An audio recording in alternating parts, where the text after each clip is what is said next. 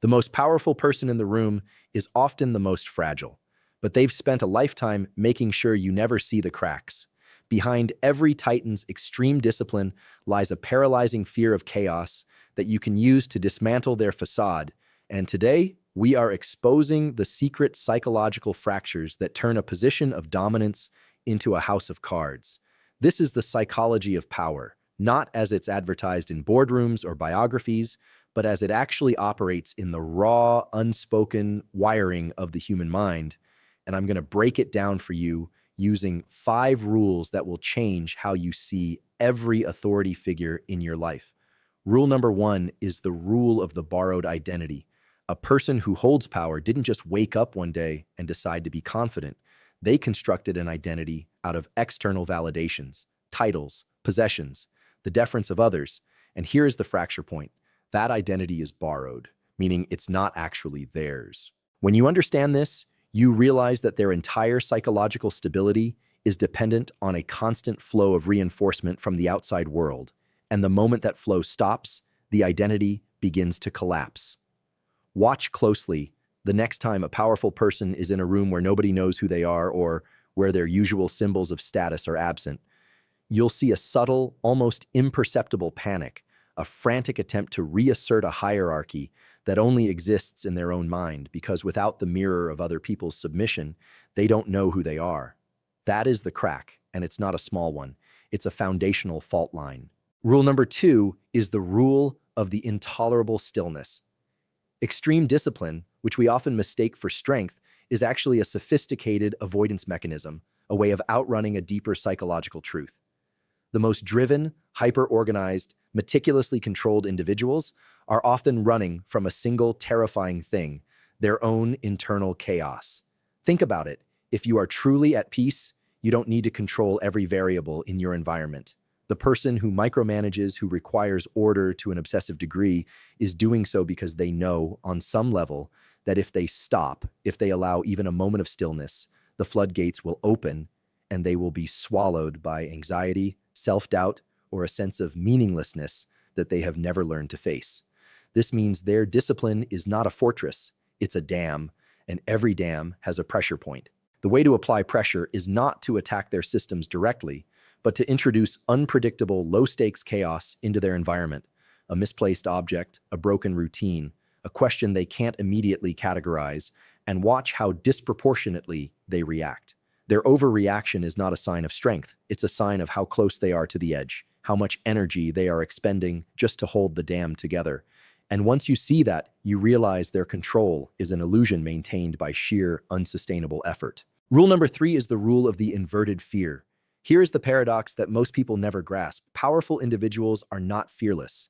In fact, they are often more afraid than the people beneath them, but their fears are inverted. Where a normal person might fear failure, the powerful person fears irrelevance. Where a normal person fears confrontation, they fear being perceived as weak. And the most potent fear of all, the one that drives them more than any ambition, is the fear of being exposed as a fraud. This is where their discipline actually becomes a weapon against them, because the higher they climb, the more they have to lose, and the more elaborate the mask becomes. The fracture point here is the unspoken truth that they are carrying a secret they believe would undo them if revealed. It could be a past failure, a lack of formal education, a moment of cowardice, or simply the terrifying conviction that they don't actually deserve their position. To dismantle the facade, you don't need to find the secret. You just need to make them believe that you see through it. A calm, steady gaze during a moment of their bluster, a quiet observation that cuts through their script, a refusal to react to their intimidation tactics. These actions trigger the deep-seated imposter syndrome, making them feel seen in a way that shatters their carefully curated performance. Their power, you see, relies entirely on your belief in it. And the moment you withdraw that belief, their psychological footing gives way. Rule number 4 is the rule of the solitary apex. This is a critical one, and it's about understanding the fundamental loneliness of the power structure. The person at the top has no peers.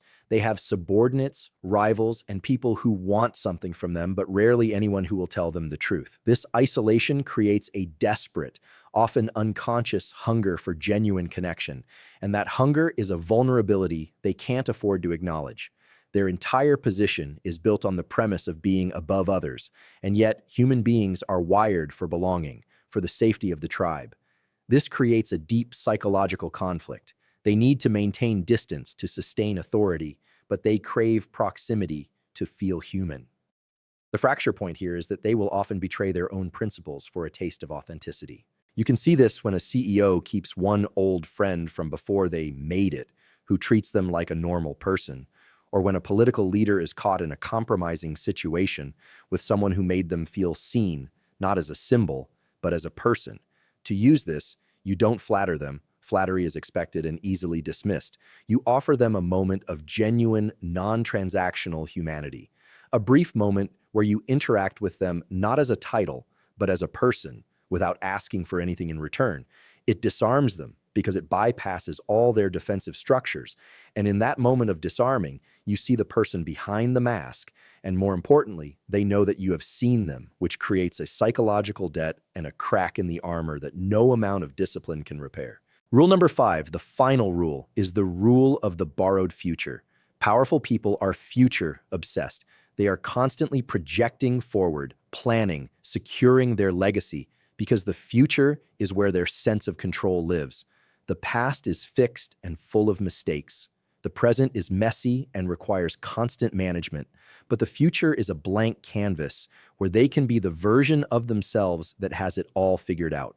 This forward projection is actually a profound psychological weakness because it means they have mortgaged their present peace for a future that may never arrive.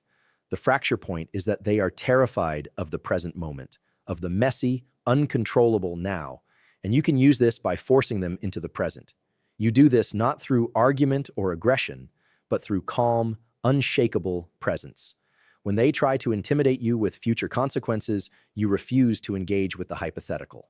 When they try to control the narrative by rushing to the next agenda item, you calmly return to the current point. You become an immovable object in the now, and their entire psychological machinery, which is geared for future conquest, begins to grind against this simple, patient presence.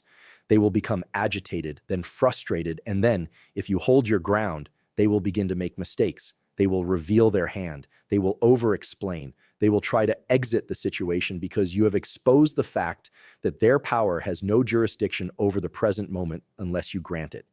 You have, in effect, become the one thing they cannot control, and in that dynamic, the facade of dominance shatters. So, when you look at the titans, the leaders, the ones who seem unassailable, remember these 5 rules. Their power is not a monolithic structure. It's a psychological construct built on borrowed identity, the unsustainable dam of discipline, the inverted fear of exposure, the isolating apex of loneliness, and the hollow projection of a borrowed future.